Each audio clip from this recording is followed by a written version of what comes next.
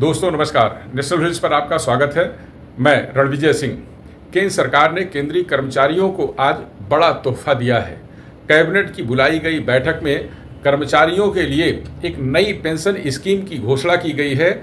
इस pension scheme को UPS यानी यूनिफाइड पेंशन स्कीम का नाम दिया गया है। यह ओपीएस और एनपीएस से बिल्कुल भिन्न है। इस स्कीम में कर्मचारियों की तमाम मांगों को शामिल कर लिया गया है। केंद्रीय सूचना मंत्री अश्विनी वैष्णव ने इस स्कीम के बारे में विस्तार से जानकारी दी। आप उनको सुने। इसके पहले कुछ 3 महत्वपूर्ण बिंदुओं को मैं आपको बता दे रहा हूं। केंद्रीय मंत्री ने बताया कि यूनिफाइड पेंशन स्कीम में 50% सुनिश्चित पेंशन को शामिल किया गया है। इसमें 50% सुनिश्चित पेंशन की राशि को 12 महीने के मूल वेतन का औसत होगी। पूर्ण पेंशन के लिए योग्यता सेवा 25 वर्ष की रखी गई है।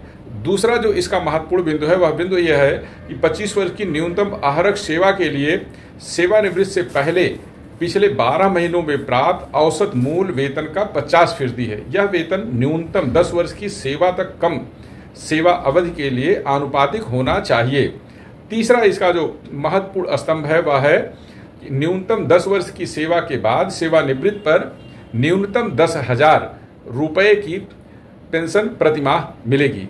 कर्मचारी संगठनों की यह मांग लंबे समय से चल रही थी कि न्यूनतम पेंशन की व्यवस्था की जाए, एक ऐसी राशि दी जाए जिससे कर्मचारी सेवानिवृत्ति के बाद अपना जीवन निर्वाह कर सके और कर्मचारी सेवानिवृत्ति के बाद यदि वह किसी भी कारण से अपना जीवन खो देता है तो उसके पीछे जो परिवार है उसे भी पेंशन से लाभान्वित किया जाए। तो सरकार ने कुछ महत्वपूर्ण मुद्दों को, महत्वपूर्ण मांगों को पूरा कर दिया है। यह कर्मचारियों की बहुत बड़ी जीत है। सरकार ने जो दिया वह कर्मचारियों की मांगों पर दिया। कर्मचारी इसके लिए पिछले लंबे समय से आंदोलन कर रहे थे। विभिन्न स्तरों पर आंदोलन हुआ, दिल्ली में प्रदर्शन हुआ। कर्मचारी लगातार अपनी मांगों से सरकार को अवगत करा रहे थे। और एक चीज़ और मैं पूरे दावे से यह कह दे रहा हूं कि यदि कर्मचारियों को यह सफलता मिली तो इसके पीछे 2024 का लोकसभा चुनाव और उसके नतीजे हैं। आप केंद्रीय सूचना मंत्री को इस यूपीएस पर जो सरकार का फैसला है, सरकार ने इसमें क्या क्या उपाय किए, कैसे कर्मचारी सेवानिवृत्ति के बाद लाभान्वित होंगे, उनको कैसे पेंशन मिलेगी, क्या क्या इसमें लाभ उनको मिलेंगे, आप उनसे ही पूरी बात सुनिए। Unified pension scheme, unified pension scheme UPS. आप सब जानते हैं साथियों कि सरकारी कर्मचारी देश भर में सामान्य नागरिकों की सेवा करते हैं, चाहे शिक्षक हो, स्वास्थ्य डॉक्टर्स हो, नर्सेज हो, सफाई कर्मचारी हो, पुलिस हो, रेलवे के कर्मचारी हो, डाक सेवा के कर्मचारी हो, कृषि वगैरह में हर एक फील्ड में सरकारी कर्मचारी देश भर में सेवा करते हैं और उस सेवा से समाज की एक व्यवस्था चलती है। और सदियों से सरकारी कर्मचारियों का बहुत एक महत्वपूर्ण किसी भी सोसाइटी में स्थान रहा है, चाहे पास्ट देखें, आज देखें, चाहे डेवलप्ड कंट्रीज देखें, डेवलपिंग कंट्रीज देखें, सब जगह गवर्नमेंट एम्प्लॉयज का, गवर्नमेंट के एक पूरे स्ट्रक्चर की बहुत बड़ी वैल्यू रही है। सरकारी कर्मचारियों की सामाजिक सुरक्षा, सोशल सिक्योरिटी से रिलेटेड मैटर्स हमेशा से उठते आए और समय समय पे बहुत अच्छे निर्णय भी लिए गए। खासकर जो सेवानिवृत्ति यानी रिटायरमेंट या सुपर एन्युएशन जिसको कहते हैं टेक्निकली, सुपर एन्युएशन के बाद में पेंशन जो मिलती है वो सामाजिक सुरक्षा का बहुत बड़ा एक महत्वपूर्ण उसका पिलर है, उसका बहुत बड़ा एक महत्वपूर्ण भाग है। देश भर में सरकारी कर्मचारियों की तरफ से हमेशा मांग आती रही कि जो एनपीएस स्कीम है उसमें सुधार किए जाए। सुधार के लिए एक कमेटी बनाई थी माननीय प्रधानमंत्री श्री नरेंद्र मोदी जी ने अप्रैल 2023 में। डॉक्टर सोमनाथन साहब जो कि आपके सामने आज कैबिनेट सेक्रेटरी डेजिग्नेट के हिसाब से बैठे हैं, आप फाइनेंस सेक्रेटरी के हिसाब से इस कमेटी के चेयरमैन थे और इस कमेटी ने एक्सटेंसिव कंसल्टेशन किया, एक्सटेंसिव कंसल्टेशन। 100 से ज्यादा एम्प्लॉइज यूनियंस एसोसिएशंस के साथ कमिटी ने डिस्कशंस किए, कई मीटिंग्स हुई, कई राज्यों के साथ, करीब करीब सारे ही राज्यों के साथ इस कमिटी ने इंटरेक्शन किया। उनके राज्यों के फाइनेंस सेक्रेटरीज, राज्यों की पॉलिटिकल लीडरशिप, सभी ने अपने अपने इनपुट दिए। राज्य सरकारों के जो एम्प्लॉयज की एसोसिएशंस थी, उन सब ने इंपॉर्टेंस दी। तो जिस सीरियसनेस के साथ प्रधानमंत्री श्री नरेंद्र मोदी जी ने इस विषय को लिया, आप सब जानते हैं कि मोदी जी के काम करने की शैली में और विपक्ष में एक बहुत बड़ा डिफरेंस है।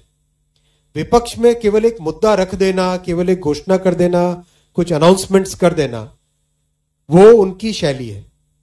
मोदी जी की शैली है हमेशा जो मुद्दा है उसको सीरियसली लो, उसको डिटेल में समझो, उस पर जितना पॉसिबल है कंसल्टेशन करो, और उस कंसल्टेशन से निकल के जो देश हित में, जनहित में और स्टेक होल्डर्स के हित में जो विषय आए उसको उस तरह से आगे रखना।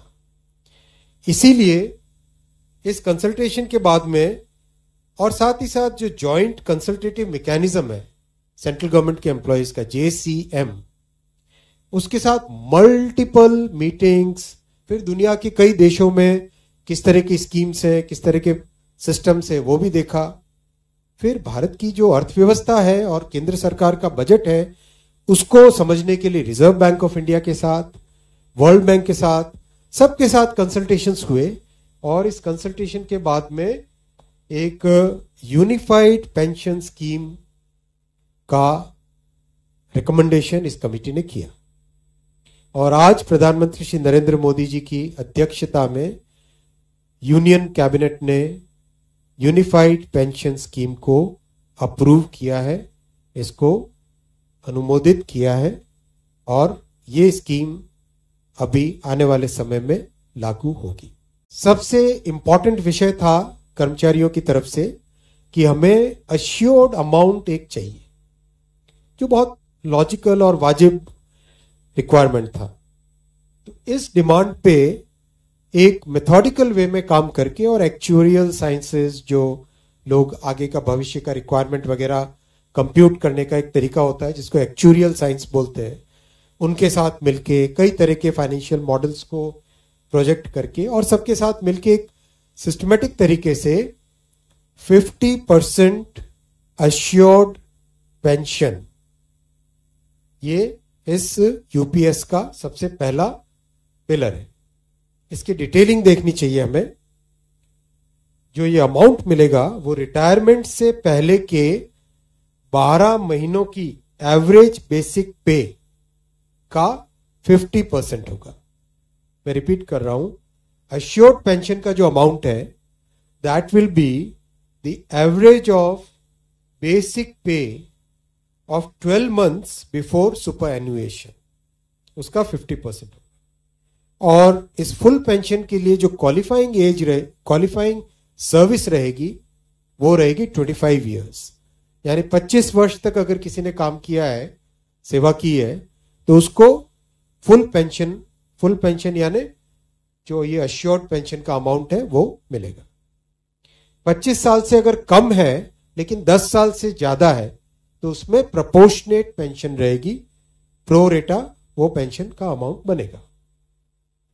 इन्फ्लेशन के साथ इंडेक्सेशन, जैसे केंद्र सरकार के एम्प्लॉयज के लिए सैलरी में डीएनएस अलाउंस होता है, उसी पैटर्न पे जो इंडेक्स है, सेम इंडेक्स को यूज करके all India consumer price index for industrial workers, इसको यूज करके assured pension, assured family pension और अश्योर्ड मिनिमम पेंशन, इन तीनों के तीनों जो आपने पिछले पेज पे तीनों पिलर्स देखे, assured pension, assured family pension और अश्योर्ड मिनिमम पेंशन, इन तीनों के ऊपर इन्फ्लेशन इंडेक्सेशन डीएनएस रिलीफ के बेसिस पे मिलेगा। डीआर, डीए की जगह डीआर, डीएनएस रिलीफ। पांचवा पिलर है इस स्कीम का lump sum payment at superannuation in addition to gratuity. ये एक तरीके से बहुत ही इंपॉर्टेंट और बहुत ही बड़ी एक रिलीफ मिलेगी। जब सुपर एन्युएशन होता है तो उसके बाद में इंसान अपनी लाइफ को प्लानिंग जिस तरह से करना चाहिए, तब कई बड़े खर्चे आते हैं। इसलिए ये लंपसम एक अमाउंट तय किया गया। यह है कि हर 6 महीने की सर्विस के लिए मंथली इमोल्यूमेंट्स विच मीन्स पे एंड डीए कंबाइंड, उसका 10% अमाउंट। तो ये एक अपने आप में सब्सटैंशियल एक अमाउंट रह जाएगा। जैसे मान लीजिए किसी का 30 इयर्स की सेवा है तो उसमें करीब करीब 6 महीने की सैलरी, समरतन साहब दैट्स करेक्ट ना, करीब करीब 6, तो उसको 6 महीने की इमोल्यूमेंट्स जो उसकी रहेगी पे प्लस डीए मिला के, वो एक लमसम अमाउंट की तरह मिलेगा। अश्योर्ड फैमिली पेंशन, किसी भी कर्मचारी के डिमाइज से पहले, इमीडिएटली पहले जो पेंशन थी, अमाउंट था, उसका 60% मिलेगा एम्प्लॉय के, डिसीज्ड एम्प्लॉय के स्पाउस को। ये सेकंड पिलर है। थर्ड पिलर है अश्योर्ड मिनिमम पेंशन। कई बार देखा कि सर्विस कम होती है और कंट्रीब्यूशन जितना हुआ है उससे एक सफिशिएंट अमाउंट नहीं मिल पाता था, और ये अपने आप में एक बड़ा विषय था केंद्र सरकार के कर्मचारियों का और एनपीएस में जुड़े सभी कर्मचारियों का। इसीलिए एक minimum assured pension, assured minimum pension 10,000 rupees per month, वो इसमें यूपीएस में थर्ड पिलर ये रखा गया।